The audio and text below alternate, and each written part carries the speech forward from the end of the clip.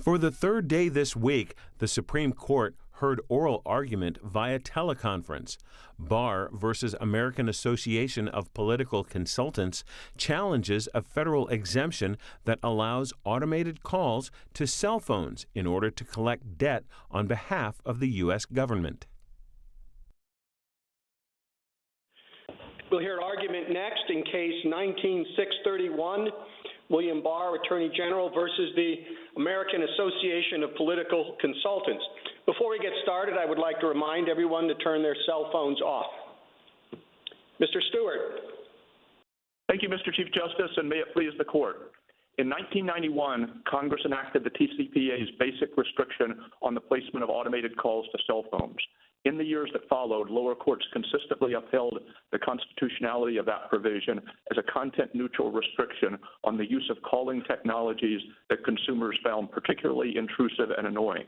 Congress's enactment of the government debt exception in 2015 did not introduce any constitutional infirmity into the statutory scheme. That exception is limited to a narrow category of calls that intrude less severely on consumer privacy than does the typical automated call, and that serve an important countervailing interest in protecting the federal fisc. There's been a good deal of back and forth in the briefs about whether respondents' challenge is properly viewed as one to the exception or to the general automated call restriction. And I think in circumstances like this, there's not a right way and a wrong way, not a right or wrong challenge to bring. There's simply two conceptually distinct analytical ways of challenging a law that includes a basic restriction subject to exceptions. Here we think that both challenges could have been brought, but that both would fail. But I'd like to focus first on the challenge that respondent is asserting in its brief. This is the challenge that respondents are asking the court to focus on, and that is the challenge to the underlying automated call restriction. And respondents' basic theory is that the government debt exception, taken in combination with other aspects of the statutory scheme, prevents the automated call restriction from performing its intended consumer protection function, renders it insufficiently efficacious to be upheld under the First Amendment. And we think that's wrong. If you look at the statute, the only other statutory exceptions to the automated call restriction are those for emergency calls and calls made with the prior express consent of the recipient. And respondents have not contended that either of those raises a First Amendment problem or casts doubt on the efficacy of the underlying restriction.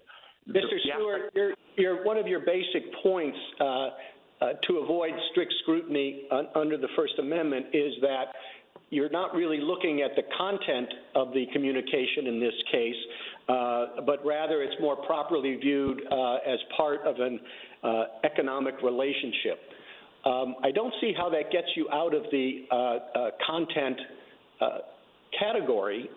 You still have to look carefully at what's being said before you can decide whether the phone call is covered by the provision or not. I think that's the clear holding of our decision in the Reed case. Well, I think that let me address Reed first and foremost. At the outset of the court's analysis in Reed, after the statement of the case, the court described content-based laws as, quote, those that target speech based on its communicative content. And if we're focusing now on the automated call restriction, the provision of the statute that respondents say is the focus of their constitutional challenge, it's impossible to say that restriction targets respondents' calls based on their communicative content. The situation was very different in Reed. In Reed, the town had 23 different categories of signs in its sign code, a multitude of different treatments of the different categories. One of them was temporary directional signs, and that was the category of signs that the plaintiffs in the case wanted to put up. And you could tell exclusively from the content of the sign which category it fell into and what restrictions applied. And in that circumstance, it was natural for the plaintiffs to argue and the court to hold that they had been targeted based on the communicative content of their signs. Here respondents haven't been targeted in any meaningful sense. Their political communications are subject to the same restrictions that apply to the vast, vast majority of automated calls. The fact that a very I'd like to jump ahead a little bit and get to the severance question. You say that if this exception for government debt is found to be problematic, you should just sever that and keep the rest of the statute. But when we sever provisions, it's because they are illegal. Here, there's nothing illegal about the government debt exception. It's just when combined with the rest of the statute makes the whole statute vulnerable. I wonder why, in that situation, the whole statute shouldn't fall.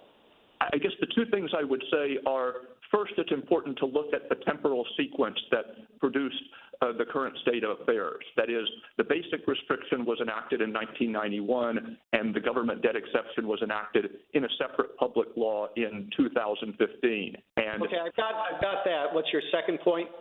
The second point is that the ultimate question of severability is one of congressional intent.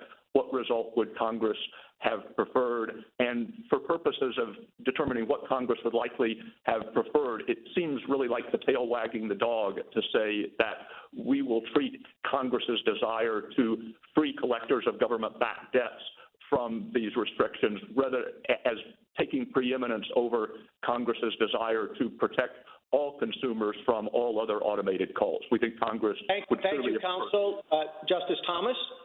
Thank you, Chief Justice. Mr. Stewart, it would seem a bit odd. You suggest that we sever the exception, but here it doesn't seem, this remedy doesn't seem to give anything to respondent. It doesn't add any more speech for the respondent, and it seems to be taking speech actually away from someone who's not in this case. I mean, that may be true, but the court's task in determining the appropriate remedy is to kind of follow established principles of severability, to look to indicia of Congress's likely intent, and if the result is that the plaintiff at the end of the day doesn't get the practical result that it was looking for, that's not a reason to kind of rejigger the Constitution, the severability analysis. I mean, it often is the case that a plaintiff can achieve a practical victory only by prevailing on both of two legal questions. And sometimes it is a question both of the merits of the claim and of the appropriate remedy. And if a court holds that, yes, you are right, you've established the existence of a violation, but the statute read properly simply doesn't authorize the remedy you seek, that's one of the chances that the plaintiff takes when it pursues a claim that depends on prevailing on two separate legal propositions. The plaintiff persuaded the court as to one legal proposition, didn't persuade the court as to a second proposition that was really essential to getting the practical result it wanted. That's not an unusual situation in the law. So I'd like to shift gears and focus, just ask the question about your strict scrutiny analysis. You seem to focus on the interest that the individual has in privacy of the cell phone. But it would seem to me that that privacy interest is actually not nearly as great as you would, as a person would have in the landline phone at home or in even someone knocking on their front door. Well, I think at the time that the statute was enacted, cell phones were obviously a lot less prevalent. They may have been used on rare occasions, and most people didn't own them. I think now cell phones are, as we explained in the reply brief, are ubiquitous. They are an integral part of daily life for most individuals. And so really the privacy interest is greater than in the residential landline. Yes, if the phone rings at your home and you happen to be there, it may be an intrusion. But most people, or virtually all people, when they are at home will have their cell phones with them. So unwanted calls to cell phones will pose the same threat to residential privacy that unwanted calls to landlines would. But in addition, people, for the most part, carry their cell phones with them at all times. And so the effect of automated calls to cell phones is not just potentially to disturb residential privacy, it's potentially to disturb them when they're at work, when they're on social occasions, when for whatever reason they might want to be open to calls from friends or calls from family members, but don't want to be distracted by. Justice Ginsburg? Counsel, I don't see how you can escape content-based distinction.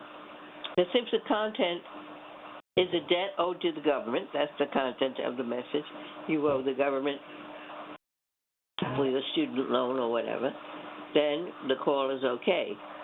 But if the message is, please contribute to our political organization, it's banned. So it's based on what the message is. Pay the government what you owe the government, or contribute to our political organization.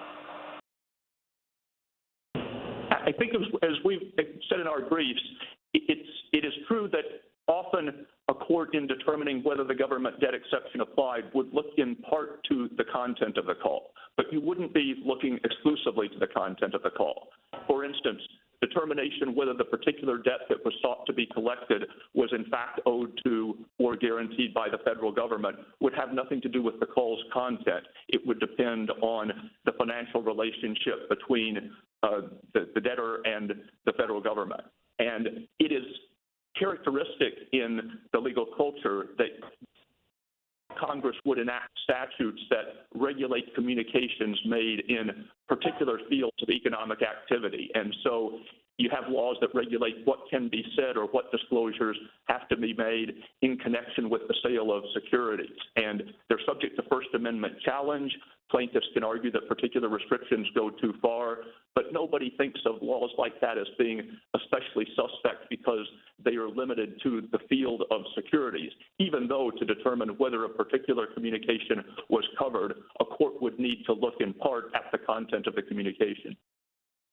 Switching to the severance, we're told that if we strike only the government debt exemption, that would leave the political groups with no incentive at all to assert their First Amendment claim, because they're going to lose at the end of the day.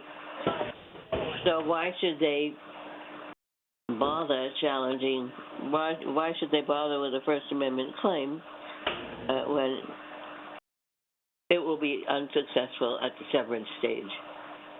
Well, a couple of responses to that. The first is, as I was indicating earlier, the plaintiffs here did argue, and they were entitled to argue, that the appropriate remedy, if there was a constitutional violation, was to strike down the whole restriction. But they didn't persuade the Court of Appeals on that question. And if the application of ordinary severance principles would confirm that result, then the court's duty is to follow those principles, even though it leaves this plaintiff without a remedy. The other thing, as we discussed, Justice Breyer. What your last statement and Justice Ginsburg leads me to ask a somewhat philosophical question, which you need not answer if you don't want to. But my question is, what is content discrimination? All human life is carried on through speech. All government regulation is carried on through speech. Every single statute book is filled with all kinds of content discrimination. The SEC and every agency deals with nothing but what do their rules apply to, where are the exceptions, etc. And so I'd always thought that that was in Justice Brandeis's third category, economic regulation, as far as the First Amendment is concerned, or at least most of it was. So how, in your view, do you distinguish between what is in that third category, look to see if it's reasonable, what is in the first category, never uphold it almost no matter what? How? What's your way of doing it?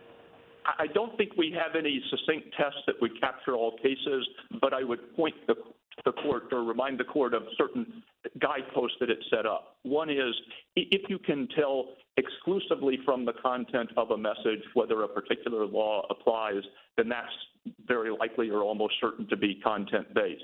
The second is, as I was referring to earlier, the court in Reed referred to content-based laws as those that target speech based on its communicative content. And here, even if you thought that the government debt exception was content-based, it wouldn't follow that the automated call restriction is content-based.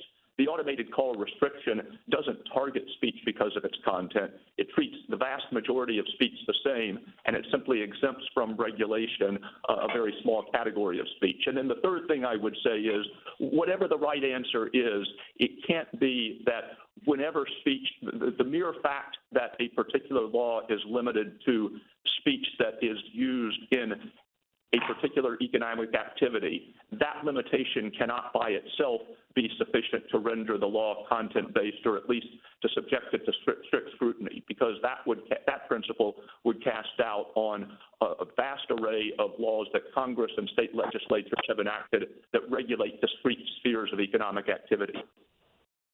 Thank you. Thank you very much. Justice Alito? Mr. Stewart, the so-called severability issue in this case is really fascinating. I understand you don't think we need to get to that, but assuming for the sake of argument that we do get to that question, what is your best precedent for the application of a severability analysis in a case like this, where arguably a regulation of speech is unconstitutional only because it contains a content-based or a viewpoint-based exception? I don't think either side has a precedent that was specifically in the First Amendment area where the court discussed whether severability principles should apply, and if so, how do they apply. I think our best precedents are cases like Morales-Santana and Frost. Yes, those were equal protection cases, but they said in deciding whether an exception should be severed or the underlying rule should be struck down, we look at things like the temporal sequence in which the laws were enacted, whether the exception was enacted later in the day, the degree of Congress's commitment to the basic rule. And I think those are good analogies here, where the gravamen of the First Amendment claim is that this person's speech is being treated differently from another person's speech. But what is your response to this counter-argument? In an equal protection case, what the complaining party is objecting to is unequal treatment. So whether the remedy levels up or levels down, the complaining party gets what it wants, namely equal treatment. Whereas in a free speech case, what the complaining party is objecting to is a restriction on its speech. And if we apply the severability analysis in that situation, the complaining party does not get what it wants, which is the ability to speak without restriction. I think with respect, that conflates what the complaining party wants with what it is entitled to. And for instance, in Morales-Santana, there's no question that what the complaining party wanted was citizenship. It wanted to be able to invoke the plaintiff wanted to be able to invoke on behalf of his father the constitutional right to equal treatment for unwed fathers and unwed mothers. And yes, the gravamen of his claim is I have a legal entitlement to equal treatment, but what as a practical matter the plaintiff wanted was citizenship. And he didn't get it as a result of the court's severability holding. The court said we apply established principles of severability in order to determine what we think Congress would have intended, and the consequence is that even though you have established a violation of the right to equal treatment, you are not entitled to the practical result that you are seeking. Thank you, counsel. Justice Sotomayor? Counsel, the difficulty in my mind with this case has been just touched upon by Justice Alito. Assume that I do think, or assume not that I think, but assume that this law is content-based. I don't see in the record any evidence by you of how small this exception is. The other side says that most of the complaints to the FTC are because of debt collection. But there are no statistics about how big or small debt collection is with respect to robocalls generally, or with respect to consumer collection. And even if you could show me that they were a small part of the intrusions on people, They certainly are a big emotional complaint because they generate the most ire by citizens. But putting that aside, you haven't shown me why government-backed debt calls are any different than commercial calls, private commercial calls for debt. In both situations, the debtor would expect a call about debts they own. That's an interest that the government's claim, but, so what? Both debtors. So there is a discrimination aspect to this case that does raise the equal protection ground. But putting all of that aside, given that the burden is on you under strict scrutiny to show that you've narrowly tailored a law, if this is content-based, and with all the failings I've pointed to, how do you win on validating this act? Let me say two or three things about this. First, I think it would be impossible to make an empirical showing about kind of the smallness of the exemption relative to the whole, because what you would want to compare the government debt calls to is not to other calls that are actually being made in the world, because a lot of the calls that would otherwise be made are not being made precisely because they're barred by the TCPA. What you would want to be asking is, how small is this comparison how small is this class in comparison to all of the other automated calls that might be made if the TCPA were not enforced. Second, with respect to potential discrimination between collectors of government-backed debts and collectors of other debts, the distinction that we pointed to is that the collection of government-backed debts implicates the distinct federal interest in protecting the federal fisc, and it's not unusual for Congress to prefer federal debt collection efforts. For example, if Congress says the federal government can collect debts owed to it by offset on a tax return, a tax refund, or Social Security benefits, but private creditors can't do that, or if the federal government has greater capacity to garnish wages, there's nothing problematic about that. The last thing we would say is, collectors of private debts could petition the FCC for an exception. They could say there's no good reason to treat us differently, and therefore you, the FCC, should exercise your statutory authority to create an exception for all debt collection calls as to which the recipient is not charged. And then the FCC would either grant or deny that. If it was denied, there could be judicial review. So there could be a more targeted challenge that was premised on the differentiation between government-backed debts and others, but that's very different from Justice Kagan? Good afternoon, Mr. Stewart.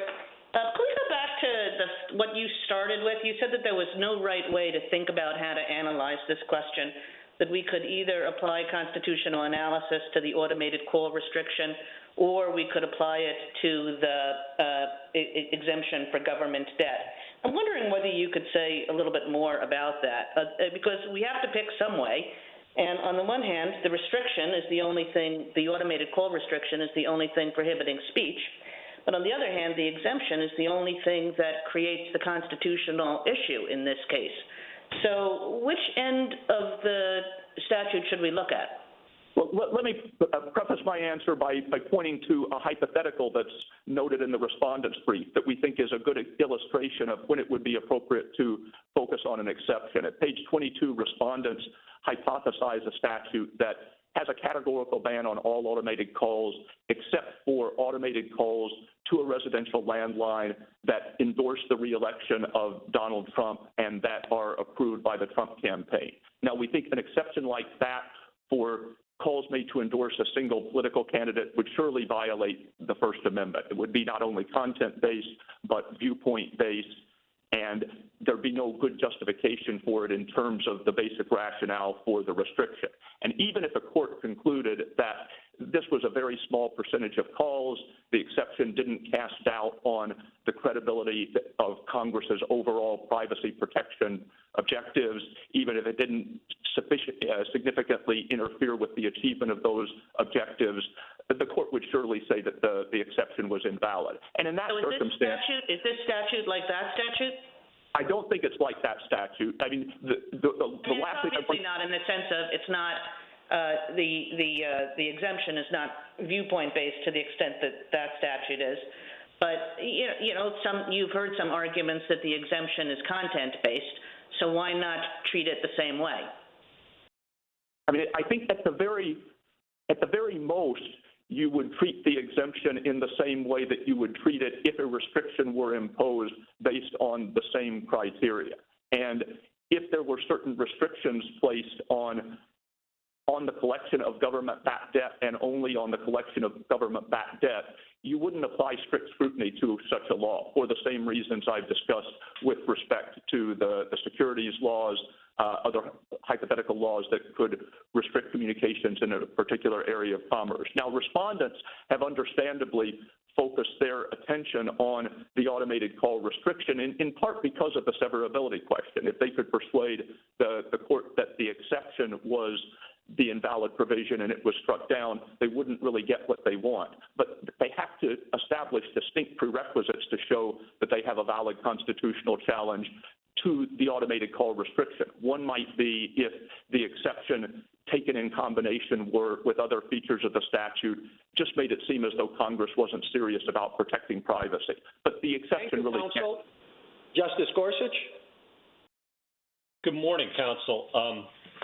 Some of my colleagues have already noted that the irony of a First Amendment challenge leading to the suppression of more speech as a remedy. I guess I wanted to explore that just a little bit further. As I understand it, you've taken the position that there's no right way to do severance here, but should we take cognizance of the fact that striking down the government debt provision was not relief that the plaintiffs sought in this case? And we normally take some cognizance of the adversarial process and the plaintiff's request for relief. We chided plaintiffs earlier in this term for not including all the relief they might have wanted in their complaint. And what do we do about the fact as well that the plaintiffs would seemingly have no standing to challenge an exception for government debt collection activities? So they didn't seek the relief and they don't have standing for this relief. Should those things tell us anything? I mean, I think that you could do it that way, and the Court of Appeals could have done it that way. That is, the principal argument that the respondents have made all along is that the government debt exception combined with other features of the statutory and regulatory scheme really call into question Congress's commitment to the protection of privacy or prevent the statute from achieving that objective. And the Court of Appeals clearly didn't think that that was right. And the Court of Appeals could just have said, that's the only claim you made, I reject it. And whether or not you could have pursued a valid challenge to the exception itself, you haven't sought to pursue one, and therefore I'm not going to consider it. I think given that the Court of Appeals ruled as it did, we have tried to confront that argument on the merits. With respect to the standing question, what the respondents have always sought as relief invalidation of the automatic call restriction, and they clearly have standing to seek that. And if the court holds that, yes, they're right that there's a First Amendment violation, but they are wrong about the remedy, that would not be a problem of standing. That would just be a problem on the merits of their claim, or at least the merits of their claim with respect to the appropriate remedy. Let me come at it from yet another angle, and that's the separation of powers. The government's remedy proposed here is essentially that we should suppose or reimagine that Congress would have preferred a regime in which more speech is suppressed than one in which less is suppressed. On what authority do we have the right to make that kind of judgment, as opposed to simply enforcing the First Amendment, finding a violation, and liberating the speech that's been wrongly suppressed? Let me say two or three different things about that. The first are either invalidation of the exception or invalidation of the restriction would produce a constitutional version of the TCPA. So from the standpoint of compliance with the First Amendment, neither is to be preferred. The second thing is courts face that same question when you're doing severability analysis in the equal protection context, where the result of severance may be that particular individual. If I might stop you there, I'm sorry, but the equal protection analogy, suppose that doesn't work for me because equal protection is a guarantee of equality, not of a substance. So you can level up or level down and satisfy equal protection, but the First Amendment is about a guarantee of speech, so it has content in a different way. So suppose that. Let me say that. Then what do you have? Let me say. I think what we have is the temporal sequence here, where we had one public law in 1991 that enacted the basic autodial restriction, and then a second public law that was enacted in 2015. And if there is a constitutional infirmity, if you ask which public law introduced that constitutional infirmity, it would have to be the 2015 public law. Thank you, counsel. Thank you, counsel. Justice Kavanaugh. Thank you, Mr. Chief Justice. Good afternoon, Mr. Stewart. I think the government debt exception is almost certainly content-based, at least for me. And I just wanted, as a matter of housekeeping, you don't argue that it could satisfy strict scrutiny, correct? That's correct. We've argued that the automated call restriction could satify strict scrutiny, but not the so if those two things together make this, for me at least, a case about severability and leveling up or leveling down. And you were just on this with Justice Gorsuch, but it would help me if you could kind of tick through your strong points about severability again. I think that the two strongest points, and then I'll link to the second to the Communications Act severability clause.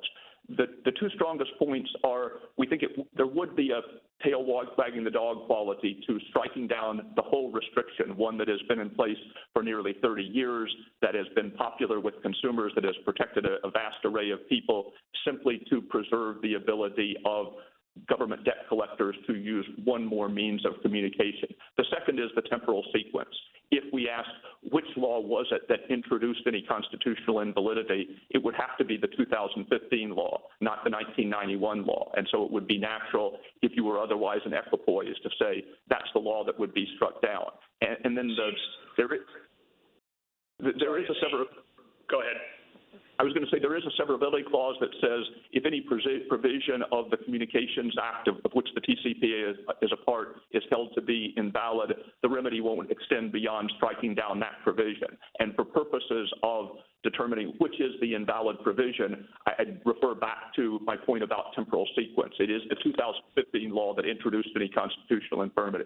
So a key point I think you just underscored there is that the premise of your severability argument, essential premise, is that the underlying ban is thoroughly constitutional. Or at least that the underlying ban was constitutional before 2015. Yes. That's without the exception. I meant to say without the exception, the underlying ban is perfectly constitutional. Yes. Okay. And how much should we take into account on the what would Congress have intended analyses like we see in the state's attorney general's brief about consumer beliefs about these calls, that the common consumer complaint about robocalls. Does that go at all into our analysis of what Congress would have intended?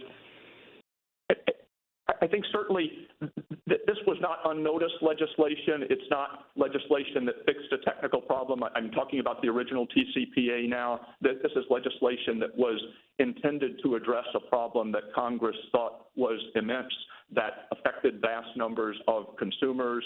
And obviously the amicus briefs describe complaints that are being made now about robocalls, even with the TCPA's restrictions in place. And so, thank you, counsel. Would you take a minute to wrap up, Mr. Stewart? Thank you, Mr. Chief Justice. The last thing I'd say is I'd refer back to the point that I was making at the beginning, where given that respondent is asking the court to focus on the restriction and not the exception, it's appropriate to ask whether the restriction is content-based, as the court in Reed understood that term. And the court in Reed described content-based laws as laws that target speech based on its communicative content. Respondent speech was not targeted based on its content. It was treated the same way as the vast majority of messages that people could use automated calls to transmit. Thank you, Your Honor. Thank you, counsel. Mr. Martinez?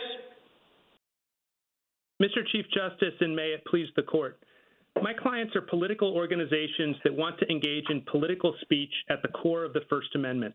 The TCPA bars them from using some of the most effective tools for communication now available, automated text messages and calls to cell phones. At the same time, the statute's exceptions let government-approved speakers use these same technologies to deliver government-approved messages that subvert the same privacy interests supposedly requiring a ban on all other calls. This content-based scheme arbitrarily favors commercial speech over core political speech. It violates the First Amendment and should be struck down. The call ban is extremely broad. Although the TCPA's primary purpose was to address telemarketing calls, the cell phone ban sweeps further and outlaws political and other non-commercial calls, even when citizens are open to receiving them. The government says Congress needed a restriction that broad in order to protect privacy. The statute's history disproves that. Congress and the FCC exempted non-commercial calls from the residential call ban after concluding that they do not adversely affect the privacy rights protected by the TCPA. There is no good privacy-based reason for treating these exact same calls differently when made to cell phones. The government debt exception confirms that Congress did not view the privacy interest here as compelling. That exception exposes 60 million Americans to unlimited calls to collect more than $4.2 trillion in debt. Those are the kinds of calls consumers hate the most. If Congress really thought privacy was paramount, it would not have allowed those calls. Because the speech ban is too broad and unjustified, the restriction, not the exception, must be struck down. That's what the court has always done in First Amendment cases, and rightly so. Federal courts cannot fix First Amendment violations by making more speech illegal. This court should reject a remedial approach that eliminates incentives to challenge unconstitutional speech bans and gives my clients no relief, even though they won their First Amendment claim. Mr. Martinez, I'd like you to focus on the argument based on our decision in Williams v. Lee, which is that when Congress takes steps that help cure a constitutional problem, they don't have to do everything at once. You object to the fact that some speech is allowed, but the allowance doesn't reach more broadly. And what we said in Williams v. Lee, again, is so long as Congress is moving in what the court regarded as the right direction, they don't have to do everything at the same time. So the fact that you say we should allow more speech here, here, and here, again, it doesn't mean that it has to be done at the same time as the first step was taken as it was here. Right, Your Honor. And I think what the Williams v. Lee inquiry is really getting at is whether the exception undermines the credibility of the government's interest that it's been asserting. And I think in this case, the 2015 exception really does undermine that, because it's not getting at, like, it's not trying to exempt the least intrusive of privacy speech available. It's actually exempting the kind of speech that the FCC itself has acknowledged is the most intrusive kind of speech, and those are the debt calls. And so Williams v. Lee, I think, is talking about a situation in which the government or Congress is trying, or the legislature is trying to accommodate kind of the speech that is least problematic from the standpoint of the interest that's being asserted. But here, Congress has done the opposite. It's exempted the speech that's most problematic. And I think that really makes this a different case from Williams v. Lee and brings us squarely within the concern that Williams v. Lee had, which is that when Congress enacts broad exemptions like the one here, it might actually be a sign, it might be evidence of the fact that the interest that the government has asserted for a speech restriction really isn't that strong. And I think that was the base. Your friend on the other side on the severance question makes a very strong point that Congress had this law for 25 years, and then they added this pretty discrete exception that created the problem we have today.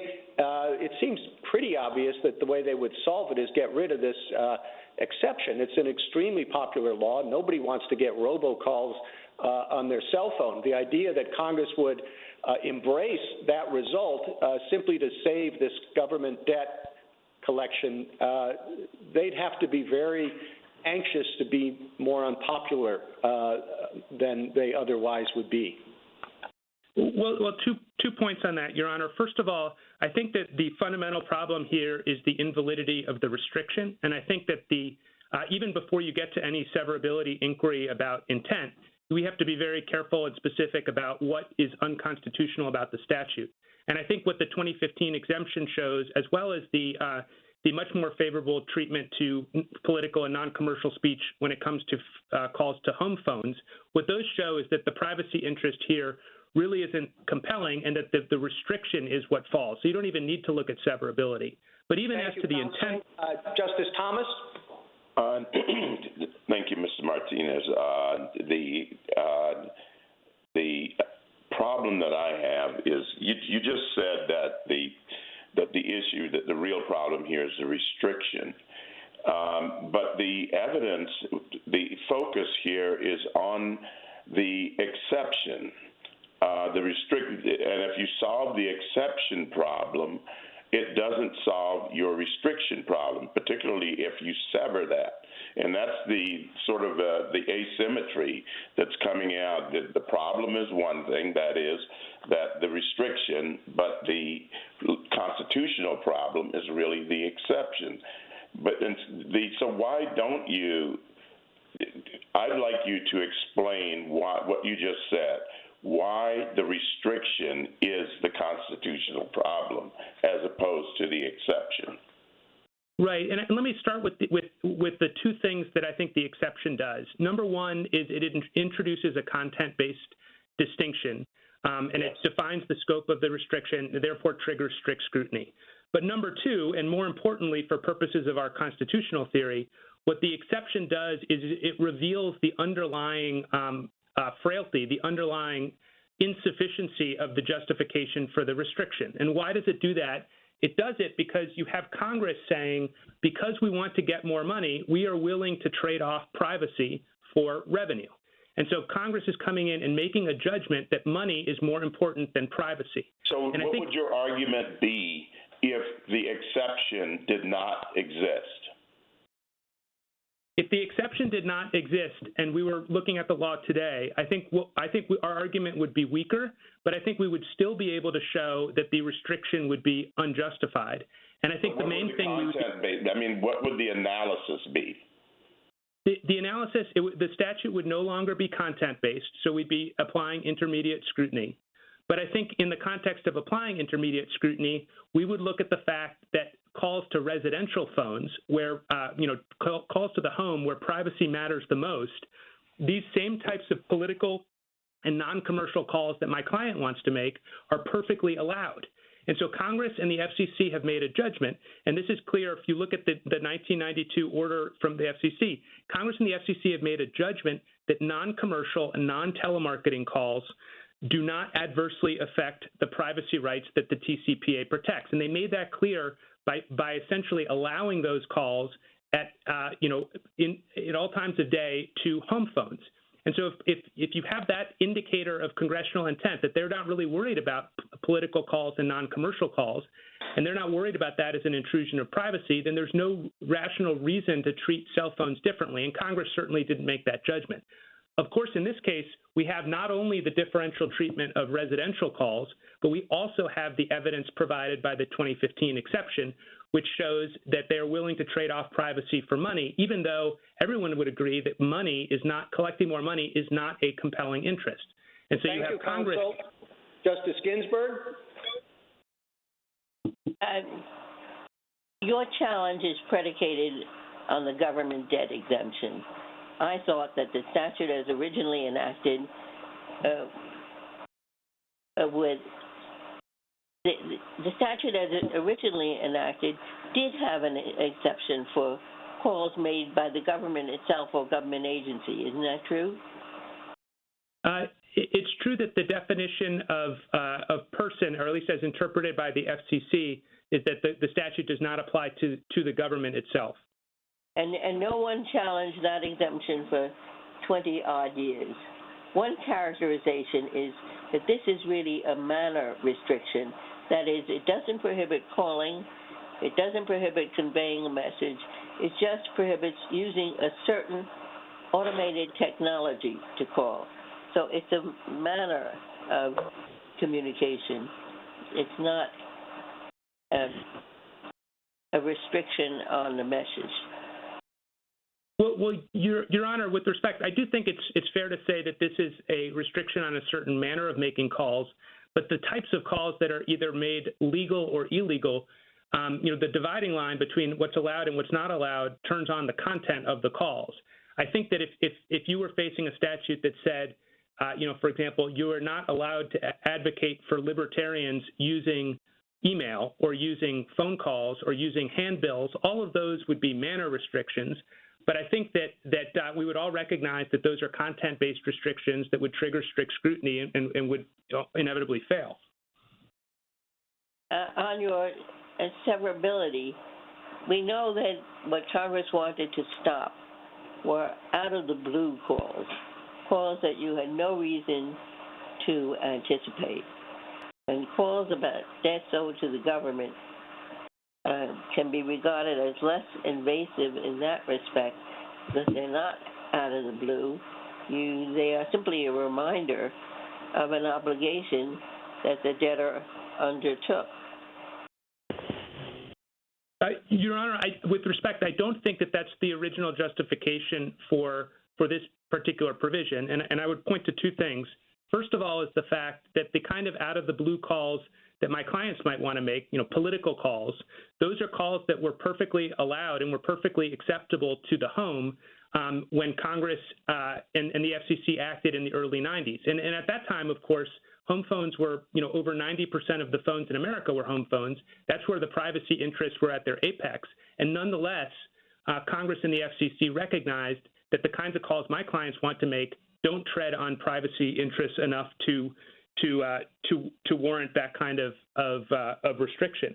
And I think what that just shows is that, again, the privacy interest being asserted here isn't really strong enough. Even if you go look at what the FCC said about this, and I would look at the 1992 NPRM, especially at pages 8773. At page 2737, and then the 1992 order at 8773, because there the FCC said that non-commercial, non-telemarketing calls can be exempted without undermining the TCPA. If that's true, then there's no reason. Justice Breyer?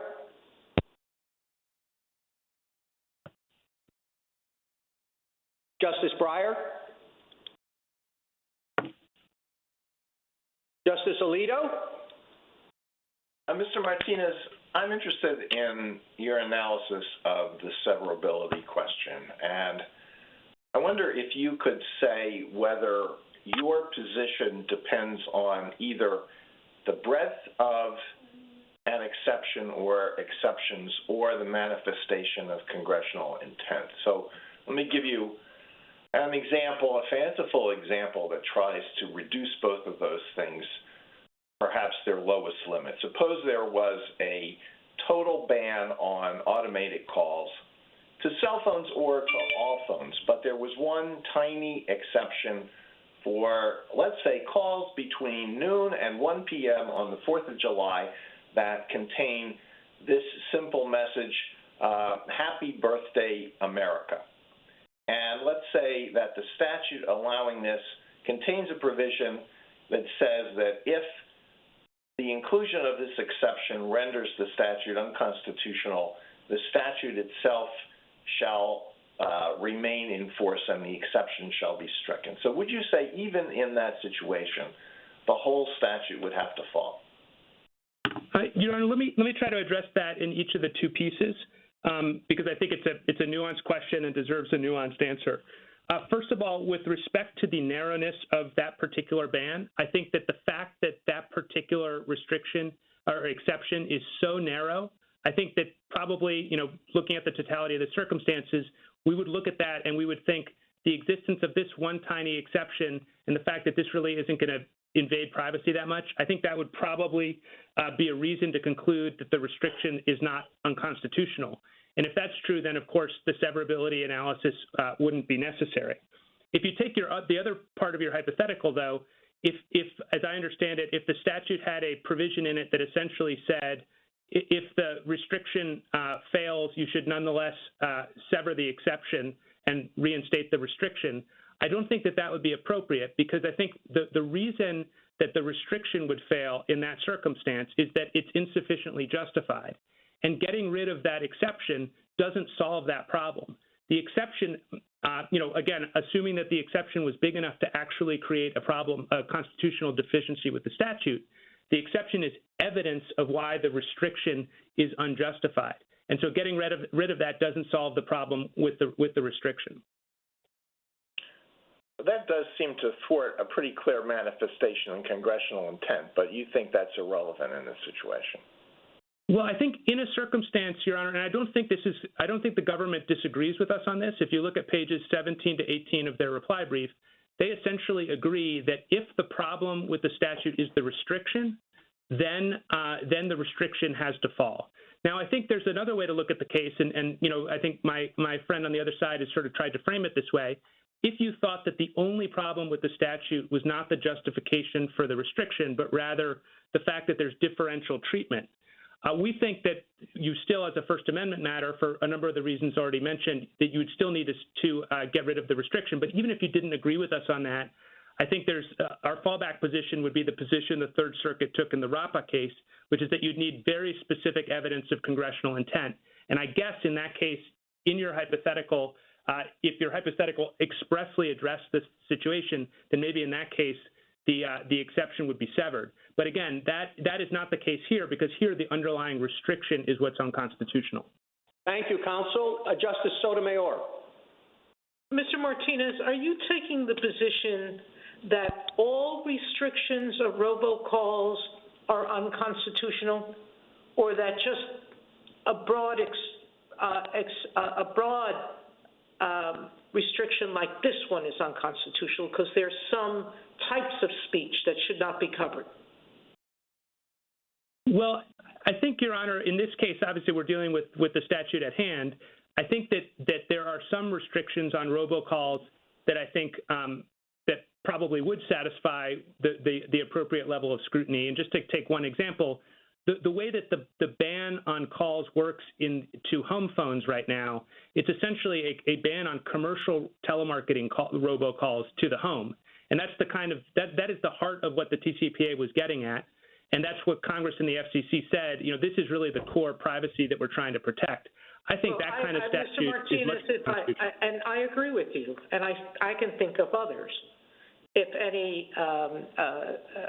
any schemes to get money, because there's so many scams from robocalls, but putting all of that aside, assuming that there is a part of the restriction that could survive strict scrutiny under your claim, why shouldn't we limit any remedy striking down this provision simply to permit the types of calls that your clients make?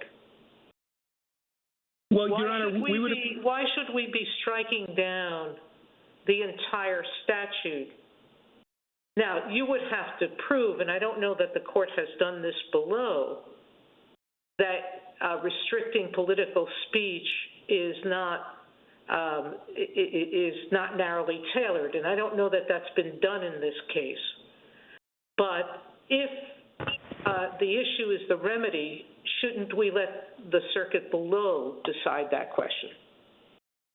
Your Honor, 2 points on that. First of all, we brought this as a facial challenge. We, of course, would welcome the kind of relief that you've hypothesized, although we do think that the appropriate relief here really is to strike down the restriction in its entirety. And one of the reasons for that is the point that you raised with Mr. Stewart earlier, which is the entire absence of any evidence or justification for this particular ban for any of it, all of it or pieces of it, that the government has completely failed to put forward. I mean, this statute is subject to strict scrutiny, and this court has said over and over again that the government is the one that bears the burden of satisfying strict scrutiny.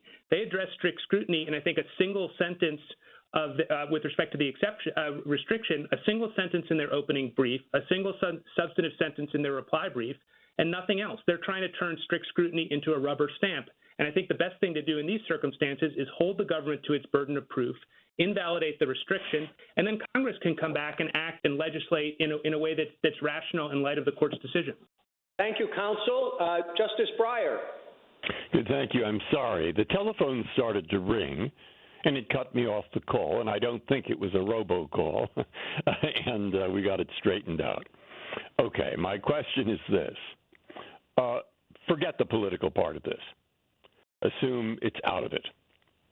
So now, what worries me is if you call this calling for strict scrutiny, I guess the government's justification, which is that government debt is owed to us all as taxpayers, private debt is not, so treat it specially.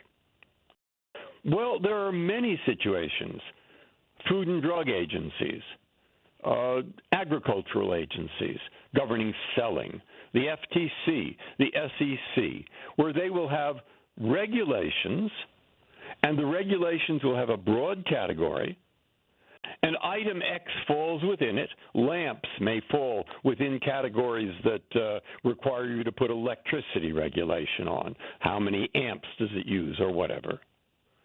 But then you discover a subcategory of the one you just put in, and you say leave out the subcategory for some reason. Now, if court starts criticizing that for strict scrutiny, well, very few will survive.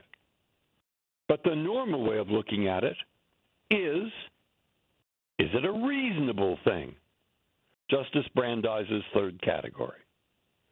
Very well. Why does this case fall into strict scrutiny once I get the politics out, but not Justice Brandeis regulation? Your Honor, a couple of points on that. I think this case falls into strict scrutiny because it satisfies the test for what constitutes a content-based restriction that was set forth in Reed. And as I know Your Honor will remember— You realize that what I'm doing is I dissented, and I'm wondering whether to stick to that approach or not. So Reed will not convince me it's a good majority, but I didn't think good enough. Well, okay? I would hope that stare decisis would be a factor, right, even if you disagreed with me. Yes, okay, but that isn't what I'm trying to get at. I'm trying to clarify my own thinking on it. Fair enough, Your Honor. Well, I don't think you should be concerned about the prospect of other laws that are economic regulations sort of being impacted by this at all, because I think that's what I want the answer to. Exactly why. Right. In those cases, those kinds of restrictions that sort of get tangled up with speech in the context of those kind of regulations, those would be at most commercial regulations of speech, which wouldn't be subject to strict scrutiny, regardless of whether or not they're considered content-based.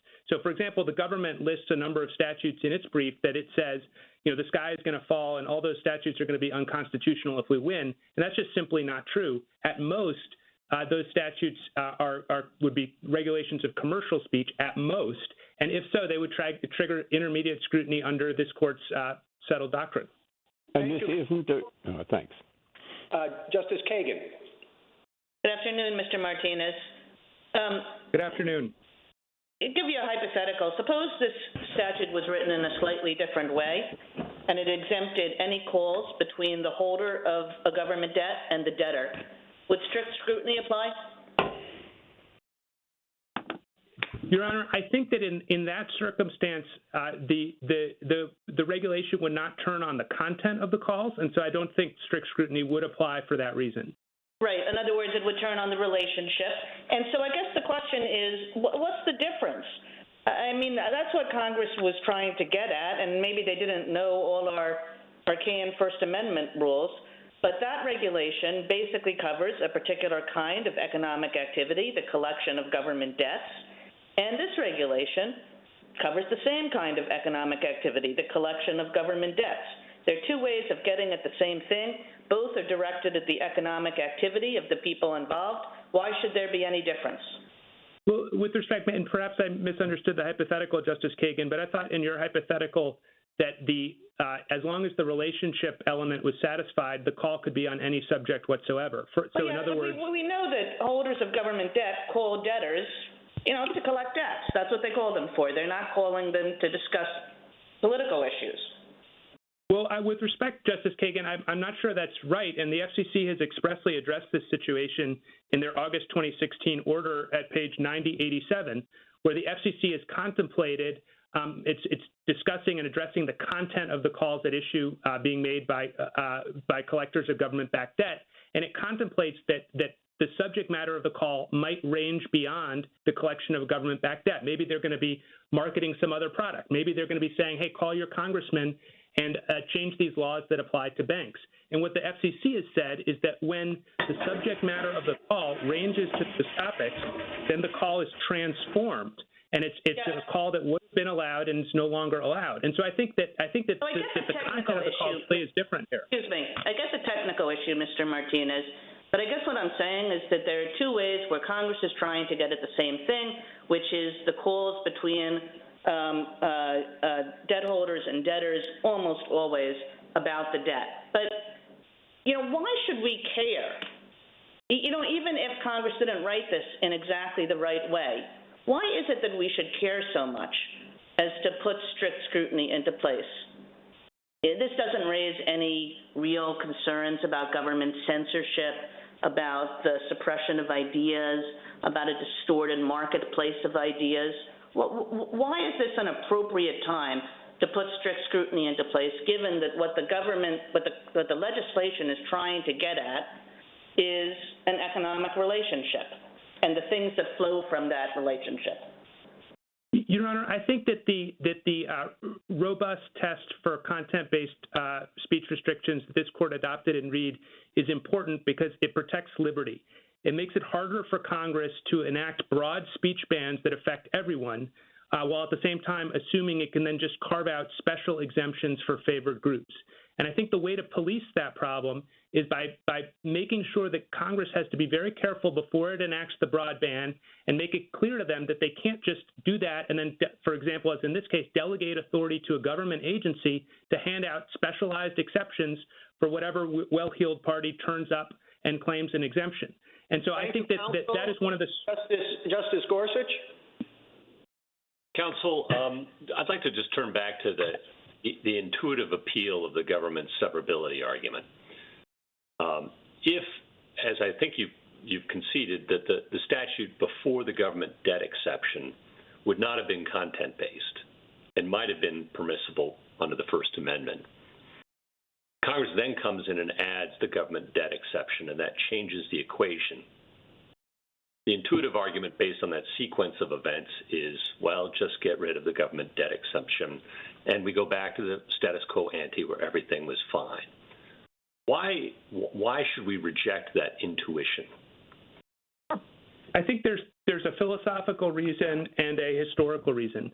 The philosophical reason is essentially that in the First Amendment context, courts should not be making more speech illegal, because if courts take a certain type of speech that Congress expressly chose to allow, and then courts make the decision to prohibit that speech, they're essentially stepping into the legislature's shoes and making very sensitive policy trade-offs that indisputably cut against First Amendment interest, and they shouldn't be the ones to do that.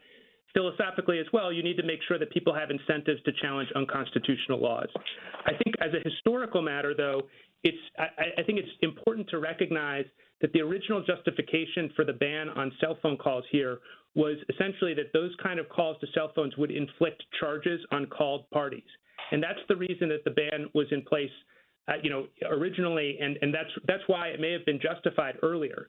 But in today's world, those call plans essentially don't exist, or are overwhelmingly, people are not charged when they receive calls to their cell phone.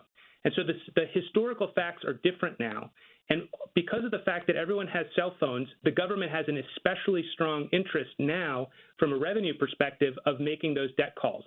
If you take all that and wrap it up together, I don't think there's a good historical basis or empirical basis for concluding that, in fact, we know with certainty, or the kind of certainty we should have in the First Amendment context, that Congress would have wanted to reenact this statute if it wasn't allowed to make the calls to collect government-backed debts. Let me see if I've got at least that second point, my hands around it. The argument is that maybe the first Congress that enacted the original statute thought that all robocalls should be prohibited, with some exceptions that you have no complaint with. The second Congress, acting in a different time, had a different judgment about which calls should be permitted, and that included this government debt exception. We don't know whether the second Congress, enacting the revised statute, would prefer a situation in which all calls are prohibited or all calls are allowed. Does that sum it up? I think that sums it up with one small caveat, which is that we are talking now on the assumption that there is a severability analysis that's required here that turns on intent. I do think our primary position is that the nature of the First Amendment and the nature of the constitutional flaw in this statute, which is the flaw with the restriction, we think that means that essentially under everyone's understanding of severability principles, the restriction must be struck down. Thank you, counsel. I'm sorry, Justice Gorsuch? No, I'm fine. Thank you, Chief. Justice Kavanaugh. Thank you, Chief Justice. Good afternoon, Mr. Martinez. On severability, we have no precedent either way on severability, as I understand it, when the First Amendment problem is created by an exception to a ban on speech, rather than the First Amendment problem being created by the underlying ban without the exception. So I don't think we have any precedent either way. And the question, as you've pointed out, Mr. Stewart's pointed out, is level up or level down as the remedy. The key first question, and I asked Mr. Stewart about this, I want to make sure I have you on this, is the underlying restriction here, the underlying restriction on cell phone robocalls, constitutional without the government debt exception? So I want you to focus exactly on that question. Yes, we think that given all the evidence we know now about what Congress's interests are and how strongly they believe or don't believe in the privacy interest, we believe that the restriction is unconstitutional. And I think the two... Let me just make sure I have you exactly right. The underlying restriction, if there had never been a government debt exception, let me phrase it that way, if there had never been a government debt exception, is the underlying restriction unconstitutional? We would say yes, based primarily on the differential treatment of the residential call bans. But I just want to say one thing on that, Justice Kavanaugh, because if you want me to hypothesize that the 2015 law had never been passed, I think that the 2015 law, if you think about that law as evidence of what Congress thought about privacy, the fact that it wasn't passed doesn't mean that deep down Congress believed in privacy more than than was later revealed.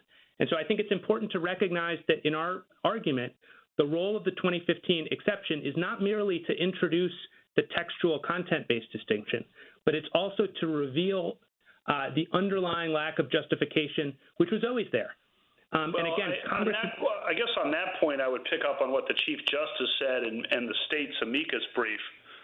And if you just take a peek at the real world here, this is one of the more popular laws on the books because people don't like cell phone robocalls. That seems just common sense. Do you want to argue against that common sense? I think aspects of the law are popular. I think, the head of the FCC has called this law the poster child for lawsuit abuse. And the reason for that is, and this isn't directly implicated in this case, there's a whole bunch of other problems with the law as well. And so I think this law has its supporters and its detractors, but I don't think you should worry about Congress's ability to protect people. Even if we win this case, Congress is going to have plenty of options that are fully constitutional in order to protect people from unwanted calls. It can focus on the telemarketing calls. It can expand the remedies available under the Do Not Call list, which essentially allow consumers and recipients to opt out.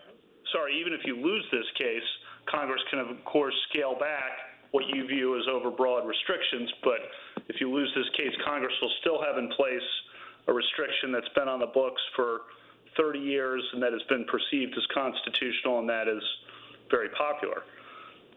Well, I guess what I would say is that I think the right way to think about this is to apply the doctrinal tools that you always apply in First Amendment cases, even in cases where the speech involved is not popular. I mean, the First Amendment is there not just to protect speech that people like, but to protect speech that people might find offensive or annoying. Thank you, counsel. Mr. Martinez, would you like to take a minute to wrap up? Thank you, Your Honor. The core purpose of the First Amendment is to protect the free exchange of political speech, even when people might find that speech to be a nuisance. That's what this court recognized in the Martin case when it said that First Amendment rights protect people from making intrusive door-to-door solicitations. That's protected activity.